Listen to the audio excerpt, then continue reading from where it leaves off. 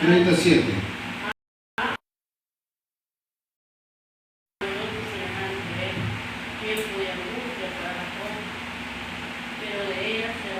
Amén. Vale, fíjense bien lo que dice la Escritura. Dice, cuán grande es aquel día. ¿Cuál día? Precisamente el día del arrebatamiento. Porque eso implica precisamente el hecho de dar pie a la gran tribulación. Y dice que no hay otro semejante a él. Tiempo de angustia para Jacob. ¿Por qué dice para Jacob? ¿Por qué dice para Jacob? ¿Quién es Jacob? Jacob es Israel, ¿sí? Jacob es Israel. Entonces, el tiempo de angustia es precisamente para la nación de Israel. Dice, el tiempo de angustia para Jacob o para la nación de Israel, pero de ella será librado. O sea, es un tiempo tan terrible, hermanos. Es un tiempo, dice el mismo Cristo, que no hay tribulación como la de esos días. No ha habido ni habrá tribulación como la tribulación que se va a vivir precisamente en el momento que la iglesia sea arrebatada y que el Espíritu Santo ya no se mueva como se está moviendo en estos tiempos. Entonces, en primer lugar, lo que tenemos que entender es que la gran tribulación, hermano querido, es un tiempo en el cual Dios ha determinado tratar con Jacob, o sea, tratar con Israel, para que, hermanos queridos, se cumpla aquello que el Señor dice en el Evangelio de Mateo: oh Israel, que matas a tus profetas. ¿Cuántas veces yo he querido recogerlos como la gallina recoge sus polluelos, pero no han querido? Así que ustedes no me volverán a ver hasta que digan: Hosana, bendito el que viene en el nombre del Señor. Y eso, hermano, es precisamente lo que se quiere lograr con la gran tribulación, el hecho de que Israel entienda que Jesús es el Mesías. Pero ¿qué hay de nosotros? Vámonos al libro de Apocalipsis, capítulo número 3. Apocalipsis, capítulo número 3.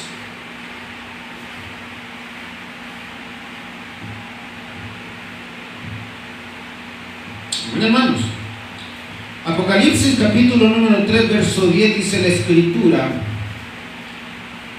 por cuanto has guardado la palabra de mi paciencia, yo también te guardaré de la hora de la prueba que ha de venir sobre el mundo entero, dice la Escritura, para probar a los que moran sobre la tierra. Lo leo nuevamente: por cuanto has guardado la palabra de mi paciencia, yo también te guardaré de la hora de la prueba que ha de venir sobre el mundo entero. ¿A quién le está diciendo esto?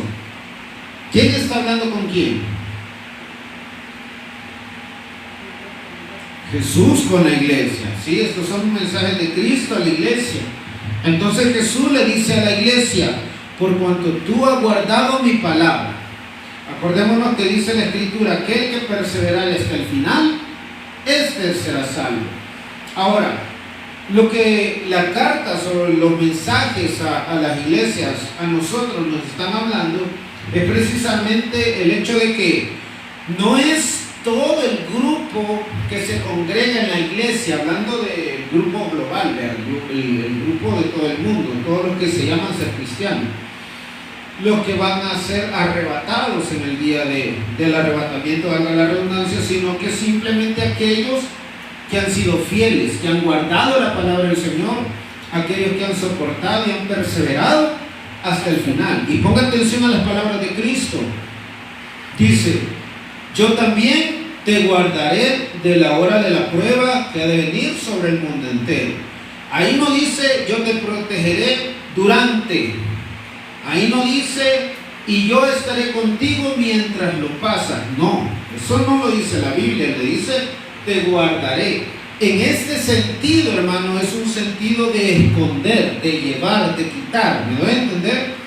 Lo que el mensaje de Jesús quiere darle a entender a la iglesia no es que Él va a estar protegiéndolo durante este tiempo de prueba para el mundo entero, sino que va a ser quitada para que no pase precisamente por ahí.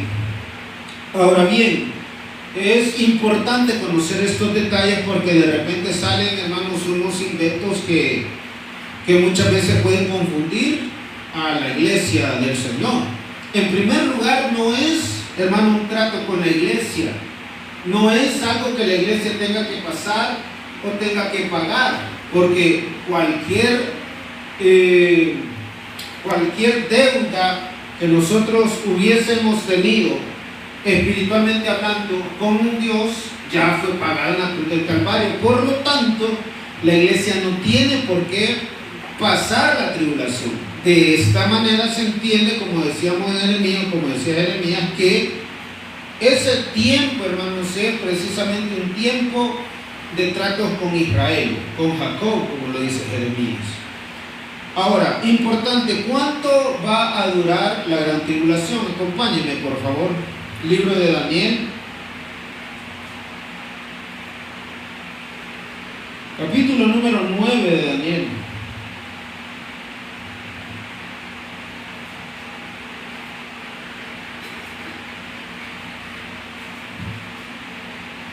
Amén. Libro de Daniel, capítulo 9, verso 27, dice la Escritura: y por otra semana confirmará el pacto con muchos. Vámonos despacito. Capítulo 9, verso 27 del libro de Daniel. Vámonos por pedacitos, vean. Y por otra semana. Cuando Daniel habla de semanas, ¿a qué se refiere? Cuando Daniel está hablando de semanas acá, se está refiriendo precisamente a grupos de años, ¿sí? Esta semana, como lo podemos, hermanos, deducir, leyendo los versículos anteriores, que pues, por cuestiones de tiempo no lo vamos a hacer, esta semana que se está mencionando en el verso 27 es la semana número 70, ¿sí? En esta semana, dice la Escritura, y por otra semana confirmará el pacto con muchos. ¿De quién está hablando? Vámonos al verso 26, un verso anterior, dice: después de la semana de las 62 semanas se quitará de vida el Mesías, esto es allá, mas no por sí el pueblo de un príncipe que ha de venir destruirá la ciudad, esto ya, y el santuario, esto ya estuvo, y su fin será con inundación, y hasta el fin de la guerra durarán las devastaciones.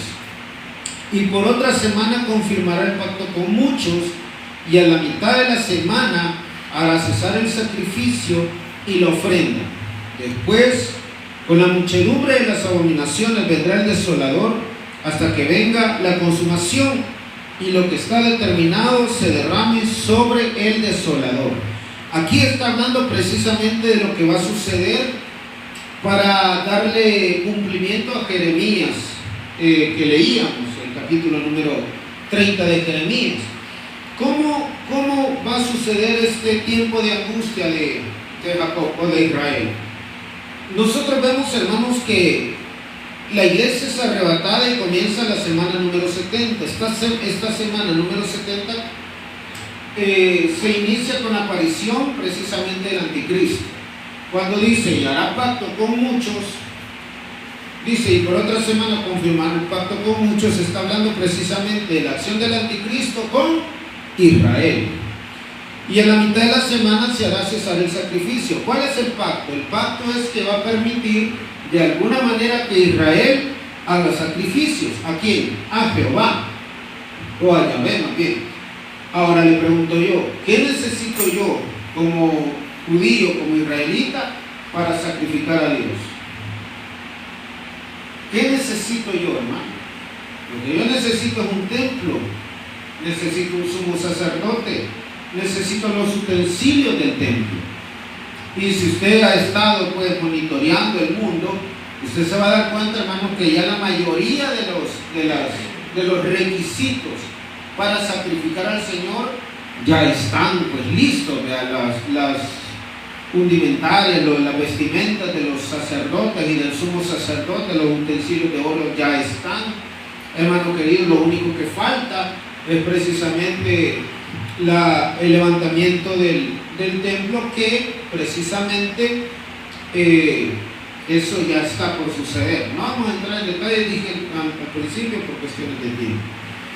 Ahora, este periodo de gran tribulación nosotros podemos ver, hermanos, que se divide en dos partes. Dice, por otra semana confirmaron el pacto por mucho, y a la mitad de la semana hará cesar el sacrificio y la ofrenda. ¿Qué quiere decir esto? Eso quiere decir que los 3 años y medio, los primeros 3 años y medio de la gran tribulación van a ser de aparente paz. Todo el mundo va a tratar la manera, hermanos, de congraciarse con Israel, porque este líder mundial, porque este sujeto que es el inicuo, va a estar respaldando precisamente la nación de Israel, a tal punto que por medio de él y del falso profeta van a poder, hermanos, de alguna manera llegar a ese trato, a ese pacto, a ese permiso de sacrificarle al Señor. Pero dice que a la mitad, dice, de la semana hará cesar el sacrificio. Esto quiere decir, hermano, que va a haber un problema entre el anticristo y la nación de Israel. Aquí, en los últimos 3 años y medio, vendrán precisamente la gran tribulación. Entonces, la semana número 70 se conoce como la tribulación y la gran tribulación, por cada uno de los elementos que acabamos de ver. Ahora, la pregunta es, hermanos, ¿cuáles son los eventos o las circunstancias más prominentes, más importantes que nosotros tenemos que conocer precisamente de lo que es la gran tribulación? Vámonos a la segunda carta a Tesalónica, segunda de Tesalonicenses, capítulo número 2. Segunda de Tesalonicenses, capítulo número 2, versículo número 7. ¿Ya estamos ahí, hermano? Capítulo número 2 de la segunda carta de Pablo a los Tesalonicenses, versículo número 7, dice la Escritura: porque ya está en acción el misterio de la iniquidad, solo que hay quien al presente lo detiene hasta que él a su vez sea quitado de en medio. Aquí hay una cuestión importante, es que nosotros tenemos que entender que Satanás y todo lo que implica la enemistad con Dios desearía que el tiempo de la tribulación ya esté en acción. De hecho, hermano, dice Pablo hace 2000 años atrás que el misterio de la iniquidad ya está en acción. O sea, el diablo viene trabajando desde aquellos entonces y no ha parado hasta el día de hoy, pero no se ha podido manifestar como bíblicamente se tiene que manifestar, porque hay alguien que lo detiene. ¿Quién es? El Espíritu Santo. Y la razón es porque la iglesia todavía está en la tierra. Entonces, y dice la Escritura, hasta que él a su vez sea quitado de en medio, que es precisamente, hermanos, los acontecimientos del arrebatamiento. Dice el verso 8: entonces, cuando éste sea quitado, se manifestará el inicuo, a quien el Señor matará con el espíritu de su boca y destruirá con el resplandor de su venida. Inicuo, cuyo advenimiento es por obra de Satanás, con gran poder, señales y prodigios mentirosos, con todo engaño de iniquidad para los que se pierden, por cuanto no recibieron el amor de la verdad para ser salvos. Aquí hay un punto importante, y es precisamente que uno de los eventos más importantes, hermanos, es la aparición de la bestia o el anticristo, ¿sí? Esta figura aparece precisamente cuando el Espíritu Santo es quitado de la tierra juntamente con la iglesia. Es ahí, hermano, donde aparece el anticristo con todo el poder y con toda, pues, la supuesta gloria que va a venir o que va a traer para, hermanos, engañar, dice la Escritura, a aquellos que no, dice el verso 10, con todo engaño de iniquidad para los que se pierden. O sea, ¿qué quiere decir esto? Es lo que está sucediendo en una dimensión más pequeña en este momento. ¿Me doy a entender? Lo que estamos viendo nosotros en este momento es una dimensión pequeña, hermano, hermano querido, comparado con lo que va a suceder cuando la iglesia ya no esté. ¿Qué es lo que estamos viendo? Bueno, que las personas están confiando más en otro tipo de situaciones o en otro tipo de personas o entes antes que confiar en el Señor. Que a la palabra de verdad, que a la palabra de vida, le dan la espalda, ¿sí? Se niegan a aceptar a Cristo y viven sus vidas como quieren. Entonces, lo mismo va a suceder, pero esta vez, hermano, sin la acción del Espíritu Santo. Y es precisamente, hermano, lo que viene a continuación, pues, del arrebatamiento. Para fortalecer un poco esto, vámonos al libro de Apocalipsis.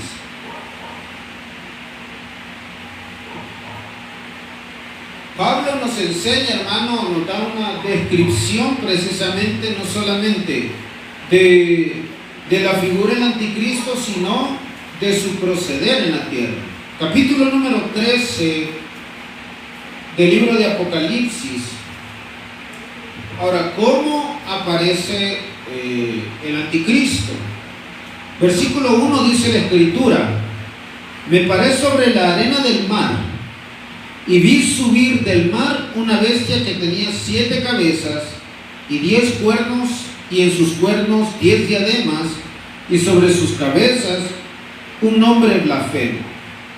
Cuando la Biblia, cuando el libro de Apocalipsis habla de mares o de aguas, se refiere precisamente a multitudes, a naciones, lenguas, etcétera, etcétera. Dice que en medio del mar, o sea, que en medio de la multitud, se levantó la bestia, dice la Escritura,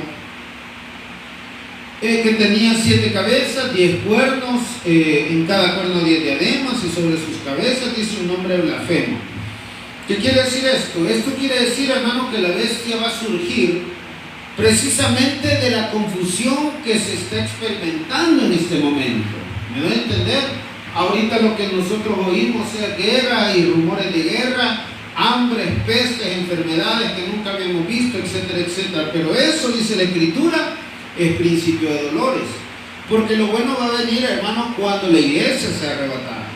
En medio de la confusión, en medio, hermano, de tanta tragedia, en medio del caos mundial, va a surgir precisamente esta figura de la bestia para, hermano querido, hacer precisamente el cumplimiento de la Escritura, ¿verdad? Verso 2 dice la Escritura: y la bestia que viera semejante a un leopardo, sus pies como de oso, su boca como boca de león, y el dragón le dio su poder y su trono y grande autoridad.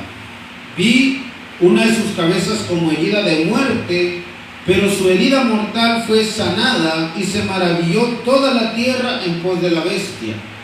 Y adoraron al dragón que había dado autoridad a la bestia, y adoraron a la bestia diciendo: ¿quién como la bestia? ¿Quién podrá luchar contra ella? Miren acá. Recordemos que lo que en este momento, hermano, nos culpa o nos hace sentir culpables de pecado para el proceder del arrepentimiento es la presencia del Espíritu Santo. El Espíritu Santo es el que nos llama precisamente al arrepentimiento. Cuando usted, hermano, está en un culto oyendo la palabra del Señor y su corazón es tocado y usted anhela precisamente esa comunión, volver a ese fuego con el Señor, no es que el hermano esté, hermano, encendido, sino que el Espíritu Santo está ministrando su vida. Cuando esto se ha quitado, si usted se fija, hermano,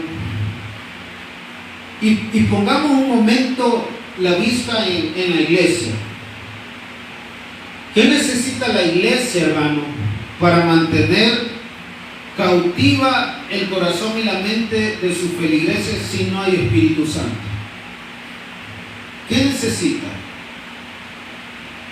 Porque de alguna manera se tienen que mantener, ¿no es cierto? Lo que hacen es show, hermanos queridos. Lo que hacen es, hermanos, tratar la manera de parecer más espirituales que todos los demás, porque ahí dicen, ahí está Dios, ¿me van a entender? Y eso que el Espíritu Santo está aún en medio nuestro. Si una iglesia, por medios humanos, y no le dan la apertura al Espíritu como tendrían que dársela, Porque si usted se fija, hermano, cuando hay una iglesia doctrinal, cuando hay una iglesia, hermano, que permite el mover del Espíritu de acuerdo a la palabra del Señor, esa iglesia pasa vacía, hermano, porque se mueve el Espíritu cuando el Espíritu quiere moverse.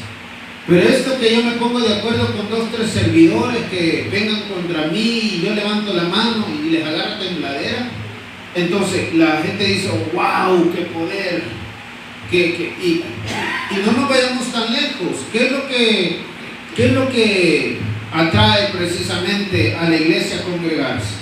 Viene fulano de tal, viene el grupo tal, que nos inviten a tocar a nosotros, no se llenen, ¿me doy a entender? Entonces, lo mismo va a suceder, hermano, cuando surge esta bestia. Al no estar presente el Espíritu Santo y al no haber manifestaciones, cosa que la humanidad ahorita está acostumbrada a ver, porque en las redes sociales, hermano querido, por la televisión, por la radio, se habla, no, hermano, de la oportunidad de salvación que Cristo da hoy por hoy, sino, hermano, de las maravillas, de los milagros. Se habla, hermano, de los rangos de cada uno de los pastores, apóstoles, ministros y toda la cuestión, y eso es lo que llama la atención. Entonces, consciente, fíjese bien, consciente o inconscientemente, la misma iglesia está preparando al mundo entero para esa confusión. Porque ahorita lo que llama la atención dentro de la iglesia no es el mensaje de Cristo, no es el mensaje de salvación, no se llama el arrepentimiento. ¿A qué se llama, hermano? Si usted tiene un problema, venga, que el apóstol va a orar por usted y ese problema va a tener solución el día de mañana. Si usted tiene una enfermedad, venga, que el Señor lo va a sanar. Si usted, hermano, quiere una casa, venga, que el Señor se le va a dar. Pero no se habla más que de puras cosas materiales, ¿me da a entender? Sí, amén. Y si acaso, oiga, y si acaso se hablan de cosas celestiales, ¿de qué se habla, hermano? ¿De qué se habla? De que yo como apóstol tengo, hermano, conectes ahí en el cielo y yo puedo vender terrenos en el cielo. ¿Me da a entender? Si realmente queremos hablar de cosas celestiales, mejor notifiquemos la gloria del Señor y vendámosla, porque es lo que la gente busca. La misma iglesia, a lo que nosotros llamamos la apostasía, está preparando el corazón, no solamente de los que se van a quedar, sino de todo el mundo, hermano, que va a pasar la gran tribulación, para que las señales de mentira y que los prodigios que la bestia, hermano, va a venir a dar, fíjese bien, con la autoridad de quién, del dragón. ¿Quién es el dragón, hermano? El diablo, el mismo Satanás. Y dice la escritura, versículo número 4, y adoraron al dragón que había dado autoridad a la bestia, y adoraron a la bestia diciendo, ¿quién como la bestia? ¿Quién podrá luchar contra ella? O sea, el mundo va a estar anonadado, cegado, hermano querido, no por la acción espiritual, sino por los milagros que se van a dar. Acompáñenme al verso 11 del mismo capítulo. Versículo número 11 dice la escritura, después vi otra bestia. O sea, no es una, son dos, hermano. Después vi otra bestia, dice la escritura, que subía de la tierra y tenía 2 cuernos semejantes a los de un cordero. Ponga atención a esta bestia. ¿Qué es lo primero que se le ve a la bestia? Unos cuernos como de cordero. ¿Por qué como de cordero? Ya lo vamos a averiguar. Semejante a los de un cordero, pero hablaba como dragón. Quiere decir que estos cuernos de cordero es precisamente una máscara. ¿Me doy a entender? Es una máscara. Entonces dice la escritura, entonces dice la palabra del Señor, que este sí tiene cuernos de cordero, pero habla como dragón. ¿Me doy a entender? ¿Qué quiere decir esto? Que la verdadera naturaleza, o sea, el verdadero ser que está, hermano, de alguna manera disfrazado como con los cuernos de cordero, es precisamente la otra bestia. Dice la Escritura, y ejerce toda la autoridad de la primera bestia en presencia de ella. Y hace que la tierra y los moradores de ella adoren a la primera bestia, cuya herida mortal fue sanada. También se hace grandes señales, de tal manera que aún hace descender fuego del cielo a la tierra delante de los hombres, y engaña a los moradores de la tierra con señales que se le ha permitido hacer en presencia de la bestia, mandando a los moradores de la tierra que hagan imagen a la bestia que tiene la herida de espada y vivió. ¿De qué bestia estamos hablando? ¿De qué bestia estamos hablando o quién es esta bestia, hermano? Ahora, tiene cuernos de cordero, dice. ¿Quién es el cordero? Jesús. Es Cristo, ¿no es cierto? Pero esta bestia viene con cuernos de cordero. ¿Qué quiere decir eso? Que viene de una manera celestial, religiosa. Esta bestia es el falso profeta. Ahora, estas dos figuras, hermano querido, estas dos figuras salen a la luz cuando el Espíritu Santo es quitado de la tierra. Y es precisamente el falso profeta el que viene, hermano, no solamente con poder, con señales mentirosas, sino también a respaldar la obra, digámoslo así, que viene a ser la primera bestia o el anticristo.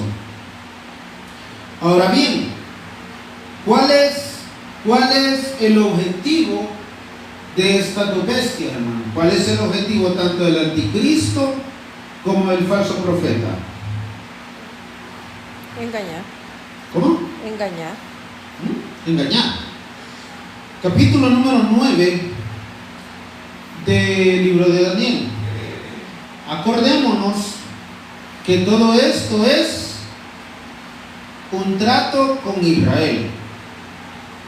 Entonces, las dos bestias del capítulo 13 del libro de Apocalipsis, exacto, las dos bestias del libro de Apocalipsis, del capítulo 13 del Apocalipsis, la obra o el objetivo, o hermano, el porqué de las dos bestias, precisamente lo que dice Daniel 9:27, dice la Escritura: y por otra semana confirmará el pacto con muchos, y a la mitad de la semana hará cesar el sacrificio y la ofrenda. Después, con la muchedumbre de las abominaciones, vendrá el desolador, hasta que venga la consumación y lo que está determinado se derrame sobre el desolador. Oiga bien lo que le voy a explicar. La aparición, hermano querido, de la bestia, bueno, la aparición, hermano querido, del anticristo y la aparición del falso profeta responden precisamente, hermano querido, a el trato de Dios con Israel, ¿sí? El trato de Dios con Israel, o sea, la aparición del anticristo y la aparición del falso profeta responden precisamente al propósito de Dios contra Israel.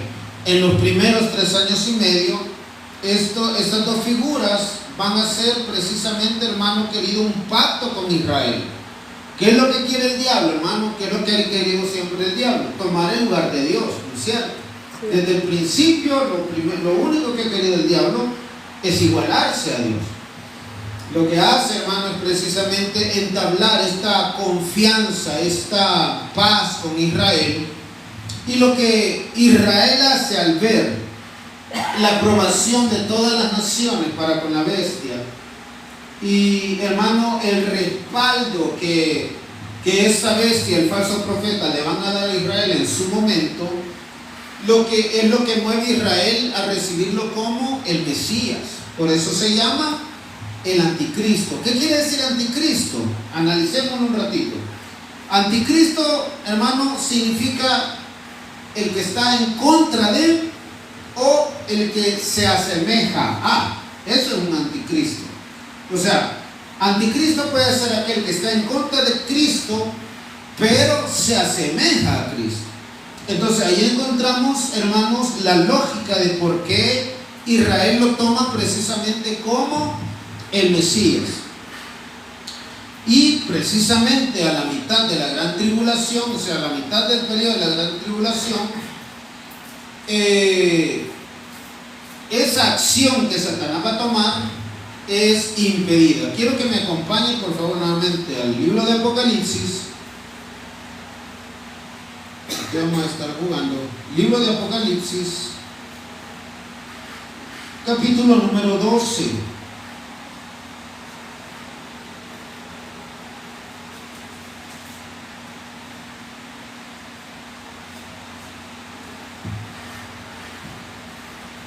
Capítulo número 12 del libro de Apocalipsis. ¿Qué es lo que va a acontecer realmente con la aparición de la bestia y el falso profeta? Capítulo número 12 del libro de Apocalipsis, versículo número 10, dice la Escritura: entonces se oyó una gran voz del cielo que decía: ahora ha venido la salvación, el poder y el reino de nuestro Dios, la autoridad de Jesucristo, porque ha sido lanzado fuera el acusador de nuestros hermanos, el que lo acusaba delante de nuestro Dios de día y de noche, y ellos le han vencido por medio de la sangre del Cordero y de la palabra del testimonio de ellos, y menospreciaron sus vidas hasta la muerte. Por lo cual, alegraos cielos y los que moráis en ellos.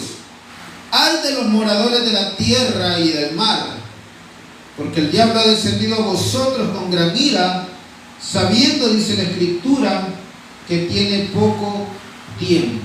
Fíjense bien, esto es importante e interesante, hermano querido. ¿Por qué? Porque en este periodo, hermano, al diablo se le niega o se le expulsa precisamente de la entrada al cielo. ¿Se acuerdan del libro de Job, hermano querido? Capítulo número 1, ¿qué dice la Biblia? Y llegaron delante del Señor sus hijos, y en medio de ellos el hijo de perdición, Satanás, el diablo. Entonces, ¿qué quiere decir esto? Quiere decir que Satanás hoy por hoy tiene una libre entrada al cielo. ¿A qué llega Satanás al cielo, hermano? acusar a los hijos de Dios. A acusarnos de día y de noche.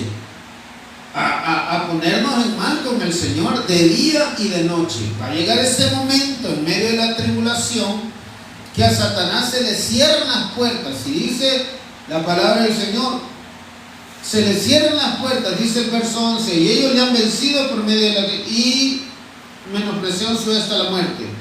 Por lo cual alegraos, verso 12, cielos y los que moráis en ellos. ¿Quiénes son los que moran en los cielos, hermano? Los ángeles, los querubines, los 4 seres vivientes, los 24 ancianos y Dios. Y la iglesia de Cristo. Muy bien.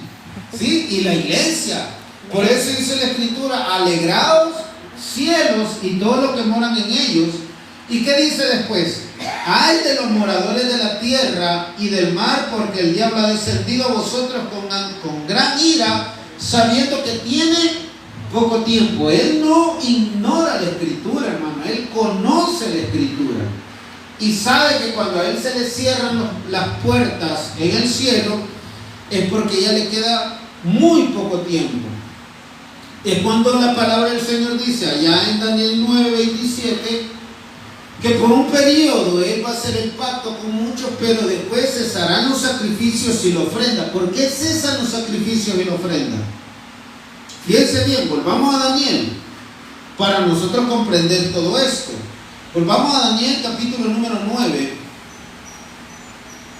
y para no entrar en herejía, capítulo número 9, verso 27 dice: y a la mitad de la semana, que es cuando el diablo quiere entrar a la gloria del Señor a seguir acusando, y se le cierran las puertas del cielo, él desciende con ira y dice: a la mitad de la semana hace cesar el sacrificio y la ofrenda. Después, con la muchedumbre de las abominaciones vendrá el desolador, hasta que venga la consumación y lo que está determinado se derrame sobre el desolador. ¿Qué quiere decir esto? Que en esta última parte de la tribulación el diablo se desata. El diablo, hermano, comienza a hacer precisamente lo que Él quiere. Vámonos al capítulo 7 de Daniel, verso 24. Dice la palabra del Señor: los 10 cuernos significa que aquel reino se levantará 10 reyes, y tras ellos se levantará otro, el cual será diferente de los primeros, y a 3 reyes derribará. Dice la palabra del Señor: y hablará palabras contra el Altísimo, y los santos del Altísimo quebrantará, y pensará en cambiar los tiempos y la ley, y serán entregados en sus manos hasta tiempo y tiempos y medio de tiempo. ¿Qué quiere decir esto? Estos son precisamente los 3 años y medio de gran tribulación. Es cuando Israel es invadido.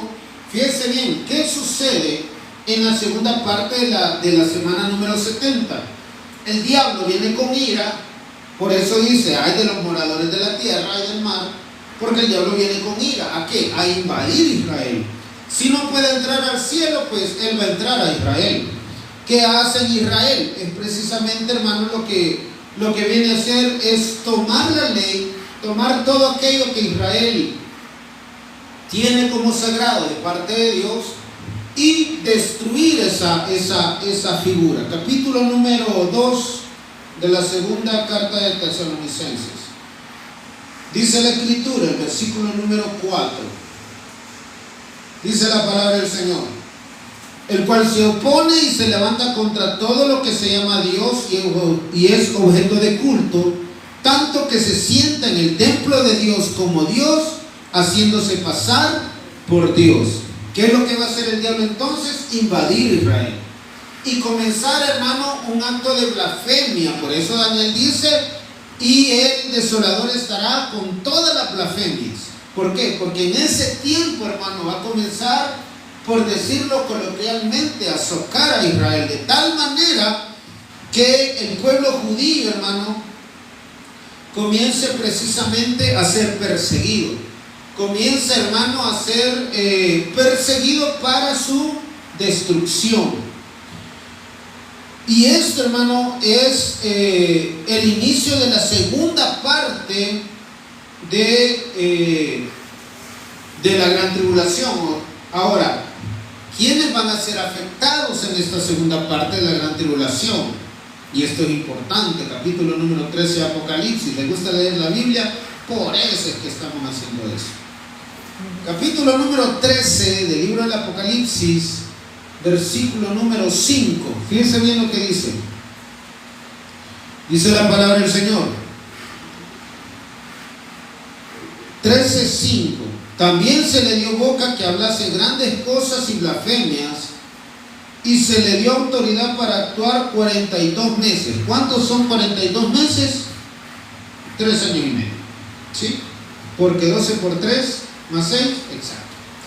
Entonces, y dice: y abrió su boca en blasfemia contra Dios, para blasfemar de su nombre, de su tabernáculo y de los que moran en el cielo. Se le cerró la puerta al diablo, y el diablo viene a invadir todo lo que es sagrado. Dice: y se le permitió, dice la Escritura, hacer guerra contra los santos y vencerlos. También se le dio autoridad sobre toda tribu, pueblo, lengua y nación. Y la adoraron todos los moradores de la tierra, cuyo nombre estaban escritos en el libro y dice: y la adoraron todos los moradores de la tierra, cuyos nombres no estaban escritos en el libro de la vida del Cordero que fue inmolado desde el principio del mundo. Importante esto, porque si usted se fija, hermano, comienza precisamente la persecución de Israel. La persecución, hermano, en todos los sentidos de Israel y todo aquel que guardara el testimonio de Cristo. Quiero que me acompañe al libro de Zacarías. Zacarías capítulo número 13 también. ¿Qué va a suceder en este tiempo? Zacarías capítulo número 13, verso 8, dice la Escritura: y acontecerá en toda la tierra, dice el Señor, que las 2/3 partes serán cortadas en ella, y se perderán, mas la tercera quedará en ella, y meteré en el fuego a la tercera parte, y lo fundiré como se funde la plata, y los probaré como se prueba el oro. Él invocará mi nombre, y yo le oiré. Diré, pueblo mío, y él dirá, Jehová es mi Dios. Mire lo que va a suceder, hermano, en la segunda parte de la gran tribulación. Dice la palabra del Señor que las 2/3 partes de la tierra, ¿de qué tierra está hablando? De Israel, muy bien. Esto es el trato con Israel. Quiere decir que las 2/3 partes del pueblo judío será, hermano, eliminados. Dice, y la tercera parte que quedare va a ser probada como el oro. O sea, va a haber una persecución tal, y va a haber, hermano, una acción del enemigo tan fuerte que 2/3 partes del pueblo de Israel serán eliminados, y la tercera que quede, hermano, va a ser precisamente probado por el Señor. ¿Qué dijo Jesús? Oh Jerusalén, que matas a tus profetas, ¿cuántas veces yo he querido recogerlos como la gallina en los polluelos? Y no han querido. Por lo tanto, no me volverán a ver, dice el Señor, hasta que digan, Hosana, bendito el que viene en el nombre del Señor. ¿Qué dice el verso 9? Meteré en el fuego a la tercera parte, o sea, a lo que quede de Israel, y lo fundiré como se funde la plata, o sea que lo va a probar, y los probaré como se prueba el oro. Él invocará mi nombre y yo le oiré. Es ahí, hermano, donde precisamente Israel comienza a entender quién es Jesús y a aceptar precisamente la persona de Jesús. Ahora, otro gran evento que se tiene que ver en esta tribulación está, hermanos queridos, en el capítulo 17 de Apocalipsis.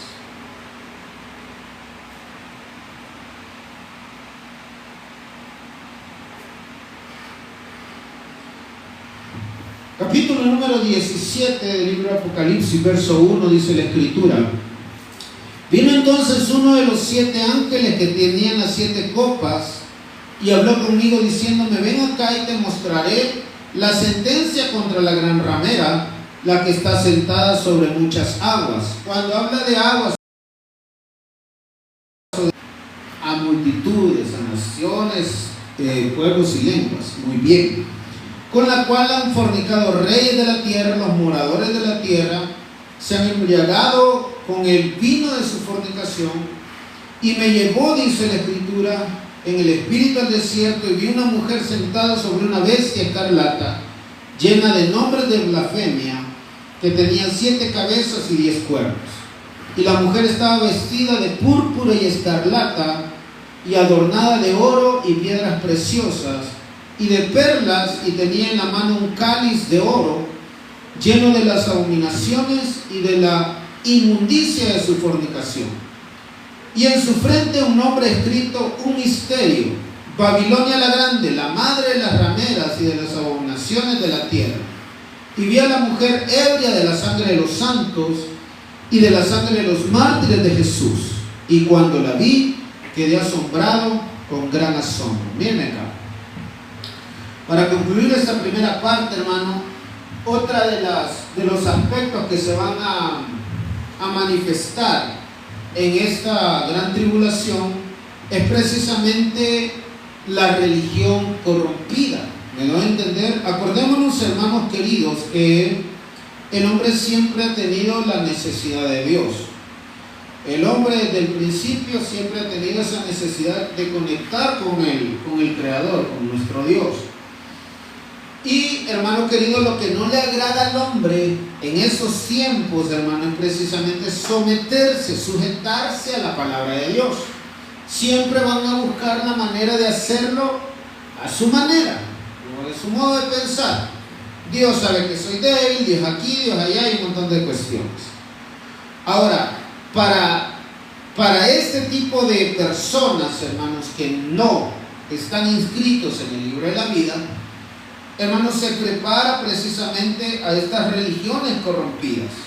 La gran ramera es, hermanos, la figura de las religiones corrompidas. Aquellas que buscan, hermanos, siempre por conveniencia moverse, hermanos, religiosamente entre todas las naciones. Usted sabe, hermano, que la religión es el opio de los pueblos, dicen por ahí. Pero es precisamente porque, hermano, la jerarquía religiosa corrompida se aprovecha, hermano querido, precisamente de la ingenuidad de las personas. Entonces, es precisamente esta abominación con figura de mujer la que también aparece, hermano, para darle fuerza, lógicamente, al falso profeta. Vámonos al verso 16 y con esto terminamos. Dice la Escritura: y los 10 cuernos que viste en la bestia, estos aborrecerán a la ramera y la dejarán desolada y desnuda, devorarán sus carnes y la quemarán con fuego.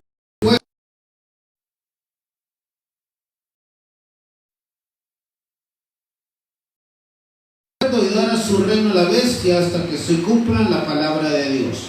¿Qué quiere decir esto? Estas religiones corrompidas, hermanos, van a tener un acceso directo tanto a la bestia como al falso profeta, y estos precisamente se van a aprovechar de esto. Cuando esto ya no les sirva, es precisamente cuando hacen destrucción sobre este tipo de instituciones religiosas corrompidas para cumplir lo que la palabra del Señor ha hablado. Bueno, vamos a quedarnos hasta aquí, hermano querido. Solo despedirte de los hermanos de TikTok. Hermanos de TikTok, Dios les bendiga a todos. Un placer estar con ustedes. Dios les bendiga a todos, hermanos.